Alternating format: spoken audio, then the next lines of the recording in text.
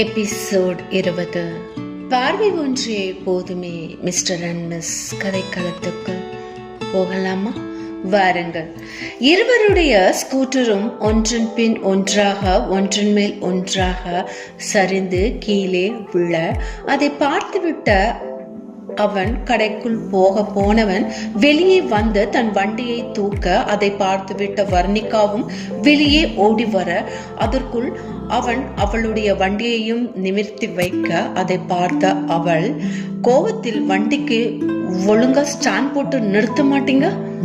ஓ, இது உங்க வண்டியா மேம்?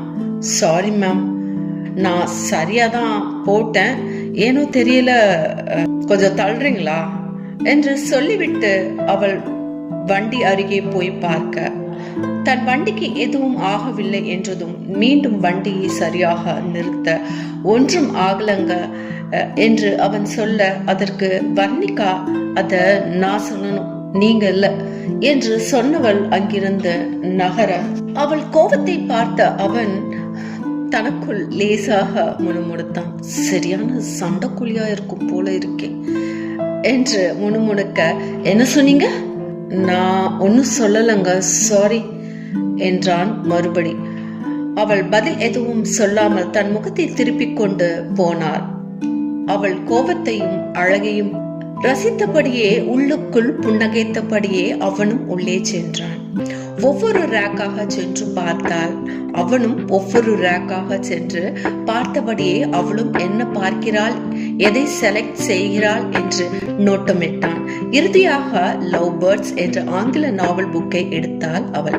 அதை கொண்டு சென்று கேஷ் கவுண்டருக்கு அருகே சென்று பில் செய்பவரிடம், இதை பில் பண்ணிட்டு இதை கிஃப்ட் ரப் பண்ணி தர முடியுமா ப்ளீஸ் என்றாள். ஃபியூ மினிட்ஸ் மேம், இந்த பில்ல அவுட் எடுத்துட்டு உங்களுக்கு பில் பண்றேன் சரிங்களா என்றான் கவுண்டரில் உள்ளவன். அதற்குள் அவனும் அதே புத்தகத்தை கொண்டு வந்து, ப்ளீஸ் பில் பண்ணணும், எவ்வளவு நேரம் ஆகும் என்றான். கவுண்டரில் உள்ளவர் நிமிர்ந்து பார்த்து, ஃபியூ மினிட்ஸ் வெயிட் பண்ணுங்க சார் என்று சொல்ல அவள் நிமிர்ந்து அவனை பார்க்க அவன் அவளை பார்க்காமல் எங்கேயோ பார்த்தபடியே தன் கையில் இருந்த லவ் பேர்ட்ஸ் புக்கை அவளுடைய புக்கின் பக்கத்தில் வைக்க அதை பார்த்து அவளுக்கு மேலும் கோபம் வர அவனை பார்த்து முறைக்க அவள் முறைப்பதை அவளுக்கு தெரியாமல் உள்ளுக்குள் அவள் கோபத்தை ரசித்தபடியே தன் முகத்தை திருப்பிக் கொண்டு எங்கோ பார்ப்பது போல பார்க்க அதற்குள் கவுண்டரில் உள்ளவன் பில் போட அவன் 2 புக்குமா மேம் என்று கேட்க, இல்ல இது 1 மட்டும்தான் என்று அவள் சொல்ல, ஓகேங்க.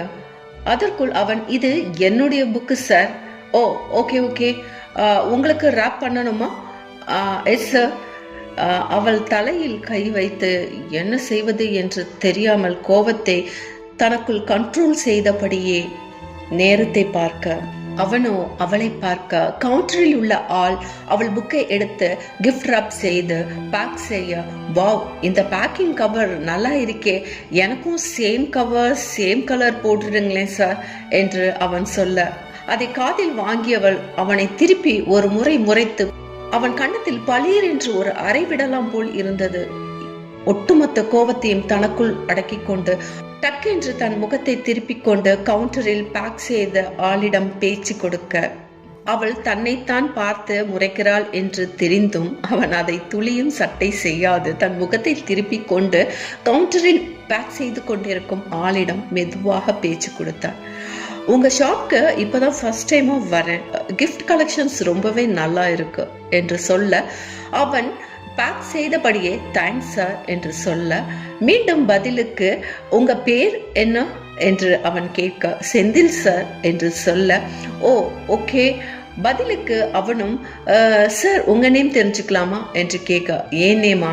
ஆமா சார் என்று அவன் சொல்ல, தருண். ஓ தருணா என்று அவன் சொல்ல மனசுக்குள், அப்பா, எங்க என் பேரு கேட்காம போயிடுவானோன்னு நினைச்சேன், அவன் என் பேரை கேட்கணும்னு தானே நான் அவன் பேரையே கேட்டேன் என்று மனசுக்குள் சந்தோஷப்பட, ஆனால் வர்ணிகாவிற்கோ வெறுப்பு அதிகமானது. புழு போல் உள்ளுக்குள் நெளிய ஆரம்பித்தாள். முடிச்சிட்டீங்களா சார்? தோ மேம், முடிஞ்சிடுச்சு என்று சொல்ல அவன் வேக வேகமாக பில் போட்டு அவளிடம் கொடுக்க அவளும் பணத்தை கொடுத்துவிட்டு தேங்க்ஸ் என்று சொல்லிவிட்டு அங்கிருந்து வேகமாக கிளம்பினாள். தருண் அவளையே பார்த்தான். அவள் துளியும் திரும்பாமல் வெறுப்புடன் நடந்து வெளியேறினாள். வெளியே போனவள் ஸ்கூட்டியை ஸ்டார்ட் செய்து அங்கிருந்து வேகமாக கிளம்பினாள். அவள் சென்ற பின் தருண் மீண்டும் கவுண்டரில் உள்ள ஆளிடம் பேச்சு கொடுத்தான். இப்போ போனாங்களே, அவங்களும் இங்க புதுசு போல என்றான்.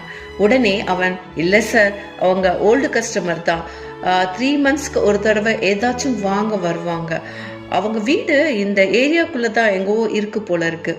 ஓ ஓகே என்றான் தருண். அவனுடைய புத்தகத்தையும் கவுண்டரில் உள்ளவன் கிஃப்ட் பேக் செய்து முடித்துவிட்டு கொடுக்க அவனும் பணத்தை கொடுத்து விட்டு அங்கிருந்து கிளம்பினான். அவள் அழகிய கோபத்தை எண்ணி பார்த்து ரசித்தபடியே அங்கிருந்து கிளம்பி போனான். இதன் தொடர்ச்சி அடுத்த எபிசோடில் பார்க்கலாம். அதுவரை உங்களிடமிருந்து விடைபெறுவது உங்கள் அன்பு உதயஸ்ரீ. நன்றி, வணக்கம்.